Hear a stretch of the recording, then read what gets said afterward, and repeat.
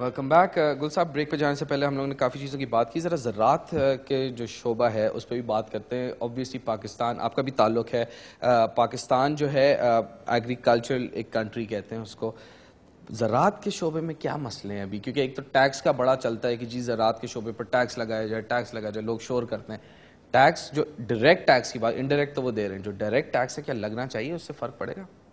آج آپ کے زراعت کے شعبے سے جو لوگ ہیں وہ زیادہ تر سب 1 سے 5 ایکڑ والے لوگ ہیں, اور وہ کوئی بہت امیر نہیں ہیں. آج سے 5 سال پہلے ان کی یہ حالت تھی کہ ایک وقت کا کھانا ان کے لیے, پورے خاندان کے لیے بڑا مشکل تھا. جب سے 2007 میں آپ کو پتا ہے کہ پاکستان میں جب الیکشن کا ٹائم تھا تو گندم کا بھی بہت شدید بحران ہو گیا تھا. آج پچھلے سال آپ نے 7 لاکھ ٹن گندم ایکسپورٹ کی ہے.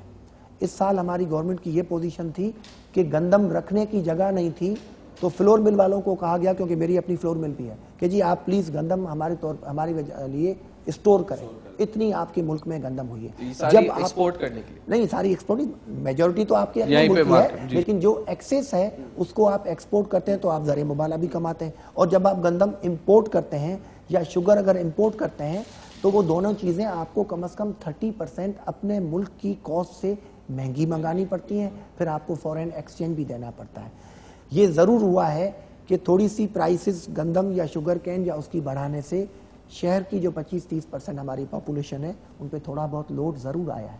لیکن اگر یہ نہ ہوتا تو آپ کی وہ جو 80% پاپولیشن ہے وہ ختم ہو جاتی, گروورز تباہ ہو جاتا, اور اس کی وجہ سے آپ کے ملک کی پوری اکانومی بیٹھ جاتی.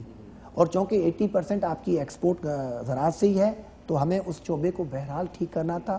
اور اس وقت کم از کم ان کو 2 وقت کی روٹی کا مسئلہ نہیں ہے, ان کا وہ چیز چل رہی ہے. بڑے جو آپ کے زمیندار ہیں جن کی 50 ایکڑ سے زیادہ پر پرسن ییلڈ ہے, میں سمجھتا ہوں کہ ان پہ ٹیکس لگنا چاہیے, اور ہماری گورنمنٹ اس پہ کام بھی کر رہی ہے. اور مجھے لگتا ہے کہ ویری سون, 1 آدھ سال میں یہ ٹیکس شروع ہو جائے گا. لیکن زیادہ تر جو لوگ ہیں جو کہ زمیندار جو ہیں زراعت کے شعبے سے تعلق رکھتے ہیں, وہ پارلیمنٹ کا بھی تو حصہ ہیں, وہ خود بھی نہیں چاہتے کہ وہ ان کے اوپر ہی یہ ٹیکس کا بوجھ پڑے. شاید یہ وجہ بھی ہو, ورنہ اس سے شاید پہلے ہی یہ ٹیکس لگ چکا ہوتا. لیکن چونکہ وہ یہ سمجھتے ہیں کہ جتنی ان کی انکم ہے اس پہ آلریڈی وہ اتنا ٹیکس اور آبیانہ, اور چونکہ یہ ایک واحد انڈسٹری ہے جس میں 50% شیئر آپ اپنے مزارے کو دیتے ہیں. دیکھیں انڈسٹری میں اپنی انکم کا یا اپنی جو پروڈکشن ہے اس کا 50% شیئر اپنے لیبر یا اپنے اسٹاف کو نہیں دیتا ہوں, یا اپنے بزنس مین, اگر میری دکان ہے یا میری کوئی ڈپارٹمنٹل اسٹور ہے تو میں اپنی پروڈکشن یا پروفٹ کا 50% اپنے لیبر یا اپنے اسٹاف کو نہیں. لیکن وہ ایک واحد انڈسٹری ہے جہاں 50% شیئر آپ اپنے گروور کو دیتے ہیں. تو ان کی بھی کچھ باتیں صحیح ہیں, لیکن میں پھر بھی یہ کہتا ہوں کہ جو بہت بڑے گروورز ہیں ان کو اس میں لانا چاہیے. We will have to motivate them, we will have to convince them کہ آپ کے ملک کو آج اکانومی بلڈ کرنے کے لیے آپ کے ٹیکس کی ضرورت ہے. دیکھیں جب تک ہم سب پریکٹیکلی یہ سوچ کے کہ ہمیں اس ملک کو آگے لے جانا ہے, ہمیں اپنی اکانومی کو بہتر جب تک ہم نہیں کریں گے, تب تک ہمارا پازیٹیولی آگے جانا اور اس ملک کے جو انتہائی غریب لوگ ہیں ان کو ساتھ لے کے چلنا will be not easy. اچھا, جیسے ٹیکس کی بھی آپ نے بات کی, جو یہ زراعت کے شعبے کی بھی ہم بات کر رہے ہیں, ایک اور پرابلم جو پاکستان پہ آتی ہے وہ یہ ہے کہ چونکہ ہمارا زراعت کا شعبہ بہت سٹرونگ ہے, ہم انحصار کرتے ہیں اس پر, تو کیوں ہے کہ شارٹیج ہوتی ہے, ہورڈنگ ہوتی ہے, اور ہم دیکھتے ہیں کہ چینی کی کبھی قلت ہو گئی یا کسی اور چیز کی قلت ہوگی, اور ہمارے ہی ملک میں ان کی قیمت اتنی اضافی سطح پر کیوں ہوتی ہے جب ہم ہی ان چیزوں کو پیدا کریں؟ دیکھیں جہاں تک آپ کہتے ہیں کہ اس کی اسٹاک کیا جاتا ہے, جو بندہ ایگریکلچر سے انوالو ہے اس میں 90% سے زیادہ لوگوں میں یہ طاقت ہی نہیں ہے کہ وہ اپنے کراپ کو ہولڈ کر سکیں. لیکن قیمت بڑھانے کے لیے مارکیٹ میں نہیں, وہ ہولڈ نہیں کر سکتے, کیونکہ وہ تو بیچارے انتظار کرتے رہتے ہیں 95% لوگ کہ کراپ آئے تو اس کو مارکیٹ میں بیچیں. جو ہم نے قرضے پہ کھاد لی ہے یا جو پیٹرول ڈیزل لیا ہے یا جو اور ہم نے لیے ان کو ہم وہ پیمنٹس ادا کریں اور ہم اپنے آپ کو کلیئر کریں اور اپنے بچوں کے لیے یا اپنے گھر کے لیے کچھ کام کر سکیں. جو بیچ میں آپ کی ایک تھرڈ قوت ہے جس کے پاس ہولڈنگ پاور ہے, وہ ان چیزوں کو خریدتا ہے, وہ ان چیزوں کو ہولڈ کرتا ہے اور گوداموں میں بند کرتا ہے. ہمیں اس سیکٹر کو توڑنا ہوگا, ہمیں اس پہ کام کرنا ہوگا. لیکن ایک چیز دیکھیں کم از کم ان 4-5 سالوں میں یہ ضرور ہوا ہے. دیکھیں شوگر کی ٹھیک ہے میں مانتا ہوں 2 سال پہلے پرائس بڑھ گئی, 120-125 روپے تک شوگر پہنچ گئی, لیکن آج اس سے 50 روپے کم بھی تو ہے نا. وہ بھی ایک پرابلم تھا کہ جو گروور تھا اس کو شوگر کین کی 3 سال پہلے جب پیپل پارٹی گورنمنٹ آئی اس کو 90 سے 100 روپے پر من شوگر کین کا ریٹ مل رہا تھا بالکل. اور اس وقت جو جلانے کی لکڑی تھی وہ دیہات میں 120 روپے میں بکتی تھی. اب آپ مجھے بتائیں کہ اگر جلانے کی لکڑی 120 روپے من ہو اور شوگر کین 90 روپے یا 80 روپے من ہو تو شوگر کین کون لگائے گا؟ ظاہر ہے آج جب آپ نے گروور کو ایک پرائس دی ہے اس سے آپ کی شوگر 40 روپے سے 70 روپے تو ہو گئی ہے, لیکن انٹرنیشنل مارکیٹ میں آج بھی کہیں بھی شوگر 90-100 روپے یا 80 روپے سے کم نہیں ہے.